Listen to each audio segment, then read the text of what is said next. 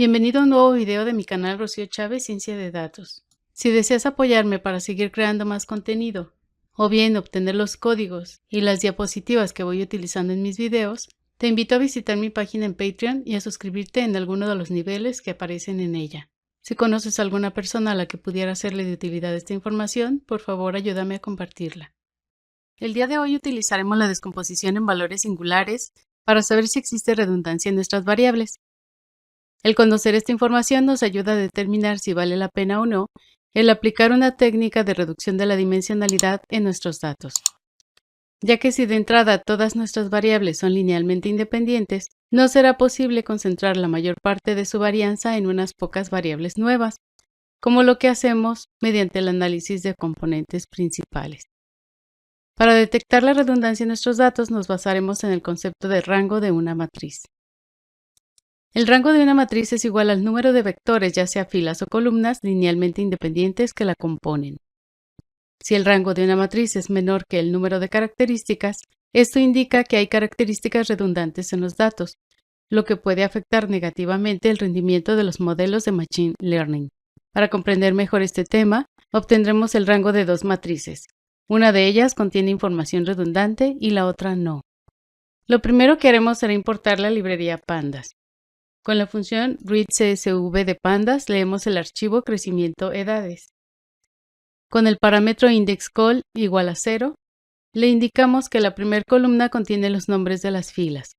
Este archivo contiene las edades, el peso, la estatura y el índice de masa corporal de unos niños y adolescentes. Los datos los inventé de manera que el peso estuviera completamente correlacionado con la edad. Para lograrlo asigné el peso multiplicando la edad por 3.8. El IMC lo obtuve dividiendo la estatura entre el peso dividido entre 100 y elevado al cuadrado, de manera que en esta variable tuviéramos también información redundante. Para obtener el rango de nuestra matriz, es necesario estandarizar nuestros datos, de manera que cada una de las variables tenga un valor promedio igual a 0 y una desviación estándar igual a 1. Para hacerlo, importamos la función standard scalar de scalar preprocessing.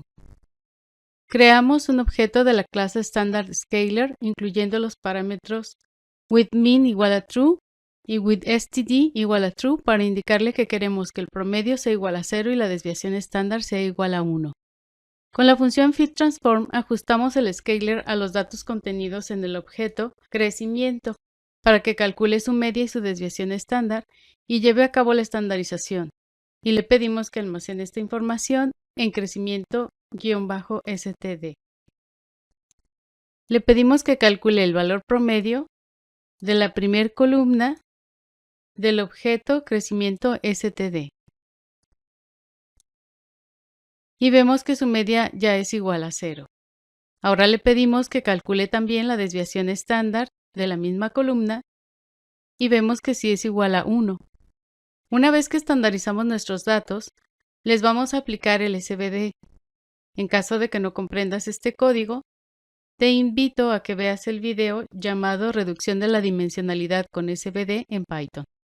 En esta ocasión, lo único que necesitaremos de la descomposición de la matriz son sus valores singulares, los cuales se encuentran en el objeto al que estoy llamando S. Le pedimos que nos muestre su contenido. Y vemos que se trata de un vector que contiene 4 valores singulares. Aquí vamos a tener tantos valores como variables tenga nuestra matriz. Para calcular el rango de la matriz, lo que vamos a hacer es contabilizar los valores singulares que sean mayores a un determinado valor. Y digo que a un determinado valor, ya que este umbral depende del problema que se quiera resolver. Por lo general se asigna un valor muy cercano a 0. En este caso le estoy asignando un umbral igual a 1. Ya que existe una regla de Kaiser, también conocida como criterio de autovalor superior a la unidad, que es un método utilizado en el análisis factorial para determinar el número de factores a retener. Este criterio se basa en la idea de que un autovalor menor a 1 indica que el factor no es más informativo que una sola variable en el conjunto de datos original, lo que significa que es probable que el factor no sea suficientemente importante como para incluirlo en el análisis factorial. Aunque él menciona el autovalor, en este caso tenemos el valor singular que es igual a la raíz cuadrada del autovalor. Voy a correr este código y nos dice que el rango de la matriz es igual a 2. Esto quiere decir que aunque tenemos 4 variables, podemos trabajar con 2 de ellas. O bien, si lleváramos a cabo un análisis de componentes principales, podemos llevar a cabo las técnicas de Machine Learning utilizando solamente 2 componentes principales. Solamente para corroborar si nuestros datos originales contienen datos redundantes, voy a obtener la matriz de correlaciones entre las variables. Este paso no es necesario. Y podemos ver que efectivamente la mayoría de ellas tienen una correlación alta. Si le pedimos que nos traiga el valor mínimo de toda la tabla, el primer mínimo sería el mínimo de cada columna y el segundo mínimo sería el mínimo de todos los mínimos. Quiere decir que sería el mínimo de toda la tabla.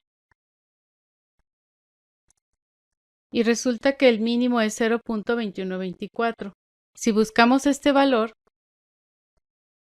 vemos que corresponde a las variables estatura e IMC. Quiere decir que si queremos llevar a cabo un análisis podemos hacerlo con estas dos variables, sin tomar en cuenta ni la edad ni el peso, ya que estas contienen valores redundantes tanto entre ellas como con la estatura y el IMC. Vamos a ver qué pasa cuando tenemos variables que no están correlacionadas entre sí. Para crear este archivo llamado ejemploincorreladas.csv, tomé los valores de los componentes principales que obtuve cuando apliqué el análisis de componentes principales a un archivo llamado estudiantes. Debido a que se trata de las componentes principales, sus columnas, a las que llamé A, B, C, D y E, son linealmente independientes. Estandarizamos nuestros datos. Revisamos que tengan un valor promedio igual a 0 y una desviación estándar igual a 1. Aplicamos la descomposición en valores singulares. Le pedimos que nos despliegue los valores singulares obtenidos y vemos que todos ellos son iguales, lo que significa que la varianza está uniformemente distribuida, es decir, no se concentra en los primeros valores singulares. Si calculamos el rango de la matriz, nos dice que es igual a 5, que viene a ser la cantidad de variables que se tenían originalmente. Es decir, no existe información redundante en nuestros datos. Si le pedimos que calcule la correlación entre las variables, vemos que todos los valores son cercanos a 0, excepto aquellos que se encuentran en la diagonal principal, que viene a ser la correlación de las variables con ellas mismas. Si estás interesado en adquirir alguno de mis cursos en línea, puedes consultar información al respecto en mi página web Aprende Ciencia de Datos con Rocío Chávez, misma que se encuentra en rociochavezml.com. Nos vemos en el próximo video.